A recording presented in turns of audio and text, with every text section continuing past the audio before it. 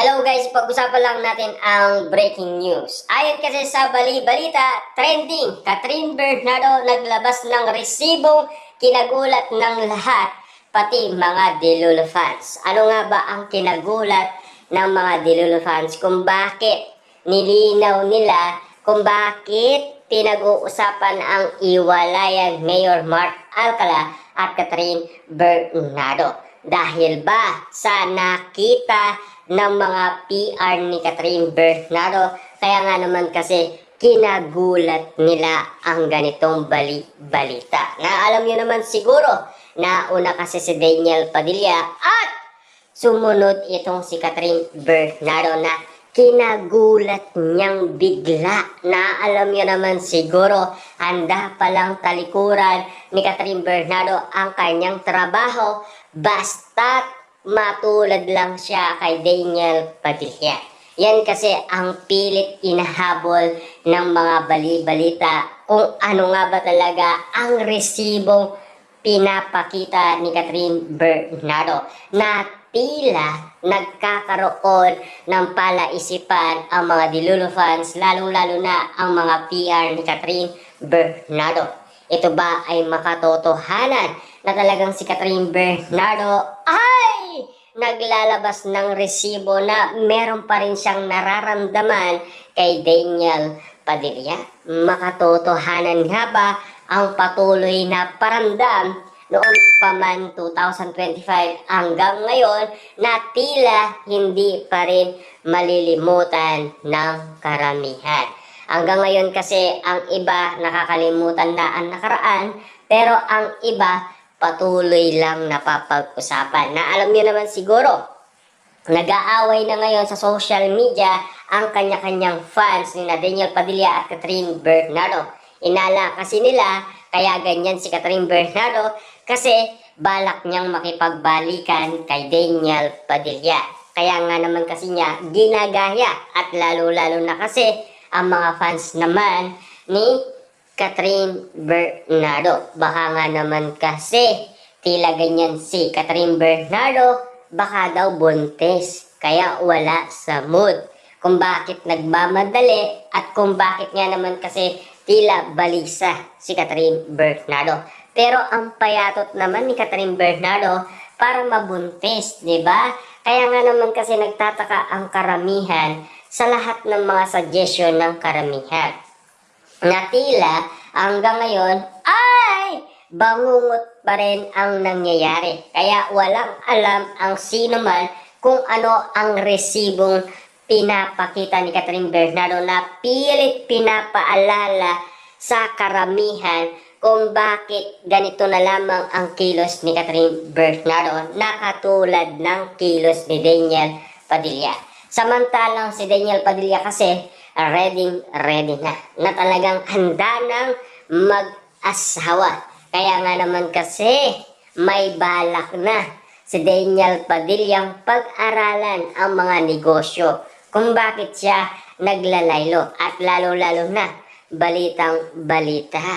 Lahat ng mga binibigay na project kay Daniel Padilla ay umaayaw na siya na tila kakaiba na ang kinikilos. At lalong-lalo na si Daniel Padilla nagaanap na ng mga investor sa mga properties para nga naman kasi suportaan siya.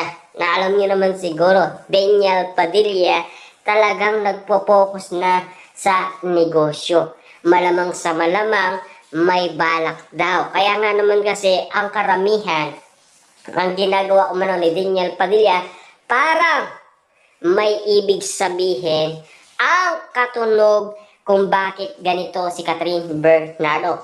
Tila nag-uusap na nga ba ang dalawa at tila palihim na nga bang nagkikita. Kasi last 2025, pinag-uusapan si Mayor Mark Alcala at Catherine Bernardo at pinag-uusapan din Daniel Padilla at Kayla Estrada. Samantalang ang dalawa nagpaparamdam na hanggang ngayon kasi tila nagpaparinig pa rin sila sa mga Delulu fans. Kaya nga naman kasi paniwalang paniwala ang karamihan. Hanggang ngayon kasi naniniwala pa rin ang karamihan na talagang si Daniel Padilla at Catherine Bernardo ay naglalabas na ng resibo, magpapatunay na malapit na silang bumalik at malapit na silang magsama. At lalong-lalo na napapag-usapan. Ito na nga ba ang pinag-uusapan, malapit na silang ikasal. Na alam niyo naman siguro, ready na rin ang pamilyang Bernardo. Kasi nasa tamang edad na si Catherine Bernardo. Na alam niyo naman siguro, si Mami Min Bernardo nga, ang gusto niya 25 to 26. Kasi si Mami Min Bernardo, 19 to 20 siya ikinasal. Si Catherine Bernardo kasi, yun ang sinabi niya noong siya ay na-interview kay Boy Abunda. At yun din naman kasi ang inamin noon ni Mami Min Bernardo noong 2025 kay MJ Felipe naman. Grabe, no? Magkasintunog lang naman. Pero, kitang-kita nyo naman siguro kung sino ang bet ni Mami Min Bernardo. Namimili lang siguro si Mami Min Bernardo kina Daniel Padilla at Alden Richard. Kung sino nga ba talaga ang napupusuan ng isang Catherine Bernardo na nakita nyo naman siguro.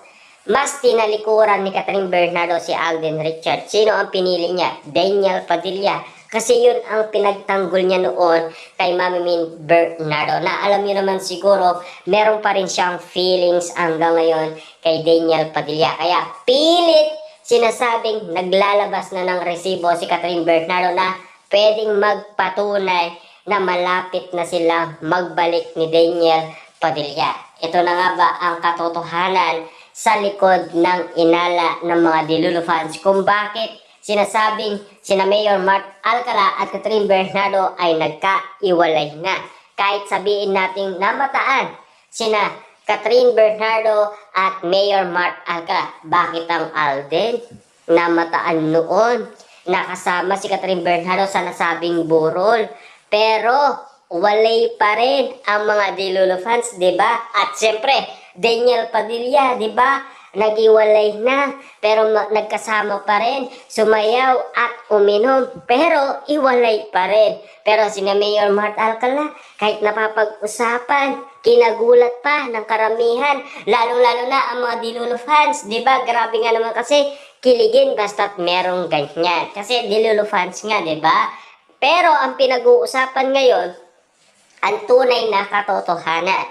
Kasi alam ng PR ni Catherine Bernardo, biglaan na lang si Catherine Bernardo nagpaparamdam na kakaiba at wala sa mood na tila kakaiba na ang mga napapag-usapan. Kaya nga naman kasi kinagulat ng karamihan ang bali-balita. Maghintay na lang tayo ng tamang pagkakataon kung ang inala ng karamihan at kung ang inala ng mga prediksyon ay magkatotoo. Ito na nga ba ang sinasabi ng mga prediksyon na nagsisilabasan na ang tunay na resibo at tunay na feelings ni Catherine Bernardo at tunay na feelings ni Daniel